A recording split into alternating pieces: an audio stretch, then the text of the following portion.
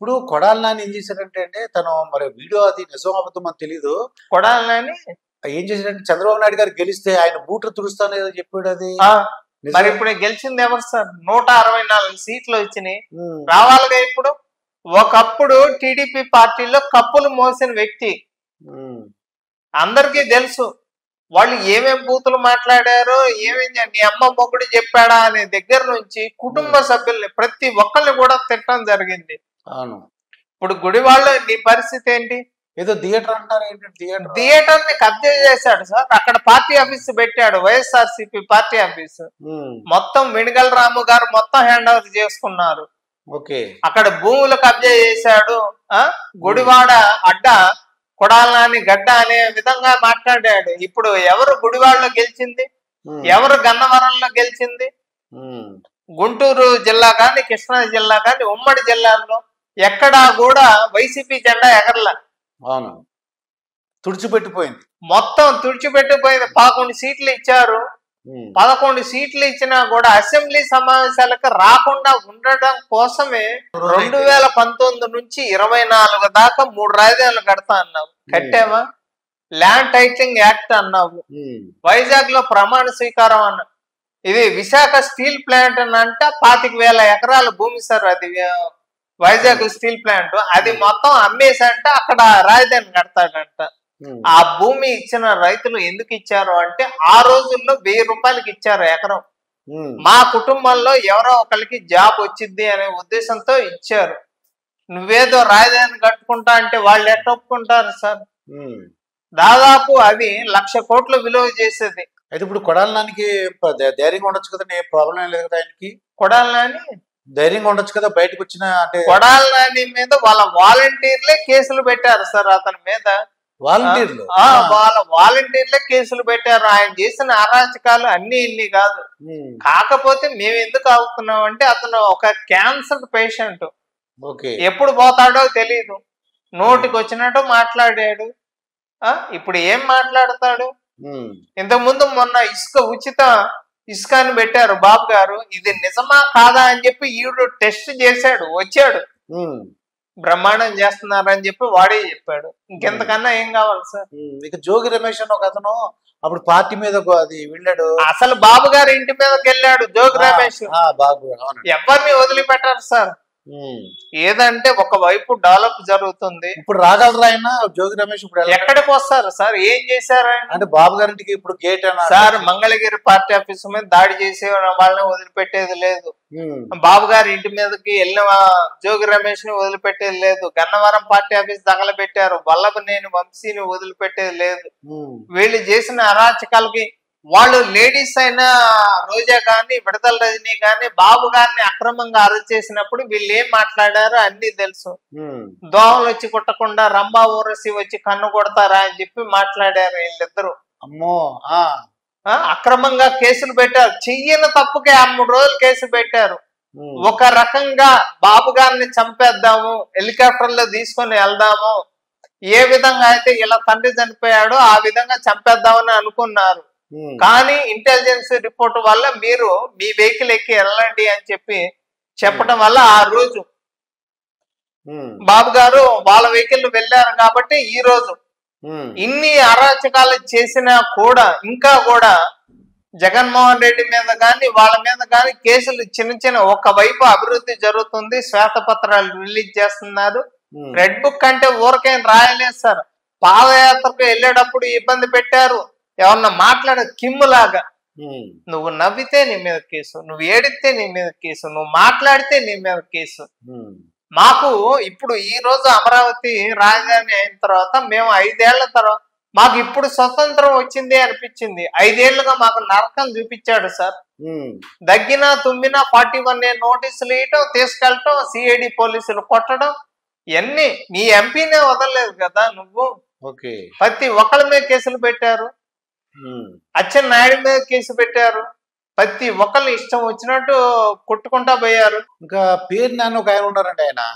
ఆయన ప్రెస్ మీట్లు ఓడిపోయిన తర్వాత కూడా ప్రెస్ మీట్లు పెడుతున్నారండి. ఆయన వైసీపీ గవర్నమెంట్ ఓడిపోయిన తర్వాత కూడా మొన్నటి దాకా అధికారంలో ఉన్నంత కాలం పెద్ద సలహాదారుడుగా సజ్జలు మాట్లాడేవాడు. ఇప్పుడు సజ్జల విషయం ఎక్కడ బయటపడి ఆల్రెడీ బయటకు వచ్చింది సార్.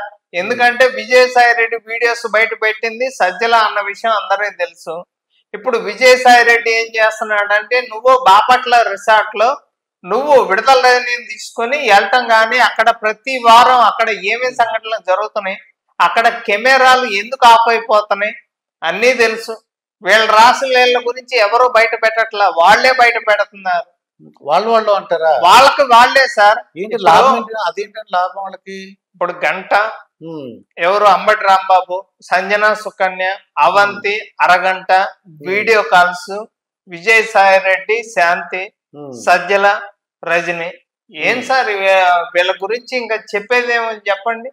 ప్రతి ఒక్కళ్ళు కూడా వీళ్ళు రాజకీయ నాయకుల రసికులా చెప్పాలి. అంటే గోరంట్ల మాధవ్ మంచోడు అంటారా? అతను గోరంట్ల మాధవ్ బట్టలోడు తీసుకొని వీడియో కాల్స్ చేస్తా అతను పోలీస్ గా ఉన్నప్పుడే అతని మీద రేప్ కేసు ఉంది సార్. అతనికి ఎవరు అసలు వాళ్ళు అంతా రౌడీ షీటర్లో హత్యలు చేసేవాళ్ళు, అత్యాచారాలు చేసేవాళ్ళు వీళ్ళు. నందిగామ సురేష్ కూడా అరటి తోటలు తగలబెట్టాడు రాజధాని ప్రాంతంలో. ఒకప్పుడు 500 కూడా లేని టైం నుంచి ఈ రోజు 1000 కోట్లకు అధిపతి ఆయన నందిగామ సురేష్. ఎక్కడి నుంచి వచ్చినాయి సార్ వీళ్ళు? అతను మొత్తం అక్కడ రాజధాని ప్రాంతంలో అసలు పైపులు కానీ ప్రతి ఒక్కటి అమ్మేస్తున్నారు. ఇప్పుడు ఒక పేరు నాని ఉన్నారు కూడా, ఆ పేరు నాని అంటే ఆయన వచ్చి ఓడిపోయినా సరే అటు పార్టీ ఓడిపోయిన మాట్లాడుతున్నాడు ధైర్యంగా మాట్లాడుతున్నాడు. ధైర్యం చూడండి ఎంత ధైర్యంగా మాట్లాడుతున్నాడు ఆయన. ఏం సార్ వాళ్ళు చేసిన గత 5 సంవత్సరాలుగా వాళ్ళు ఏం చేశారో అన్ని తెలుసు. ఎక్కడ మచిలీపట్నంలో నీ కొడుకు గంజాయి కేసులో అతను కూడా ఒక ముద్దాయే సార్. ఇతను ఎమ్మెల్యేగా కాకుండా కొడుకుని నిలబెట్టాడు, కొడుకు ఓడిపోయాడు. పేరు నాని ఇంతకు ముందు పవన్ కళ్యాణ్ గురించి అతని క్యాస్ట్ గురించి నోటికి వచ్చినట్టు మాట్లాడాడు. ఇప్పుడు వచ్చి బయటకు వచ్చి ఏం మాట్లాడతాడు? ఫలానా దాని గురించి మాట్లాడాడు అని చెప్పండి. వీళ్ళు చేసిన అభివృద్ధి ఏంది? అభివృద్ధి ఏమీ లేకుండా రాష్ట్రాన్ని 3 ముక్కలు చేసి 3 రాజధానులు కడతాను, ల్యాండ్ టైటిలింగ్ యాక్ట్ తీసుకొస్తాను, వైజాగ్ లో ప్రమాణ స్వీకారం చేస్తాను, వైజాగ్ లో కాపురం పెడతాను అని చెప్పి ఈ మాటలు తప్పితే ఏమీ లేదు. డెవలప్మెంట్ ఏమీ లేదు. ఏం మాట్లాడతారు? బయటకు వచ్చి ప్రెస్ మీట్లు ఏమని పెడతారు సార్ వీళ్ళు? ఓకే, మరి ఇక రోజా గారు ఇప్పుడు ఒక 500 కోట్లు పెట్టి విశాఖపట్నంలో రిషికొండ మీద బిల్డింగ్ కట్టారు, ఓడిపోయారు, పార్టీ కూడా రాలేదు. ఇప్పుడు మరి ఆవిడ ఏంటండి, ఆవిడ పని ఏంటి? ఆవిడకి ఏముంటది పని? ఇంకా రోజా పరిస్థితి, రోజా దాదాపుగా గత 5 సంవత్సరాల్లో 5,000 కోట్లు సార్ అక్రమంగా. అది ఎర్రచంద్రం కావచ్చు, మట్టి మాఫియా కావచ్చు, ఇసుక మాఫియా కావచ్చు, కల్తీ మద్యం ద్వారా కావచ్చు. గత 5 సంవత్సరాల్లో ఏ ఒక్క ఎర్రచందనం లోడు కూడా దొరకలే మీకు? దొరకలేదండి. అక్కడ కడప, చిత్తూరు, నెల్లూరు దగ్గర రాయలసీమ శేషాచలం అడవులో దొరికే ఎర్రచందనాన్ని ఏపీ నుంచి ఇది తమిళనాడు బోర్డర్ దాకా తీసుకెళ్ళటం పెద్దిరెడ్డి పని. అక్కడి నుంచి రోజా కానీ రోజా అన్నదమ్ములు ఇద్దరు రౌడీ షీటర్లు, వీళ్ళు చెన్నై నుంచి చైనాకు ఎక్స్పోర్ట్ చేయటం. గత 5 సంవత్సరాలుగా ఈమె 5,000 కోట్లు సంపాదించింది అక్రమంగా. 5,000 కోట్లు అండి. 5,000 కోట్లు. 151 మంది ఎమ్మెల్యేలు, ప్రతి ఒక్కళ్ళు కూడా 5,000 కోట్లకి ఎవరు కూడా తక్కువ సంపాదించలే. అది పరిస్థితి. 5,000 కోట్లు అండి. ఒక్కళ్ళు కాదు సార్, 151 మంది ఎమ్మెల్యేలు. ఏం లేదు, రాష్ట్రాన్ని కుక్కలు జించిన విస్తరణ చేశారు. రాష్ట్ర అప్పు ఇప్పుడు 15 లక్షల కోట్లు. ఆ రోజు ఇంట్లో నుంచి బయటకు రాని ప్రతి ఒక్కళ్ళు కూడా ఇప్పుడు మాట్లాడుతున్నారు.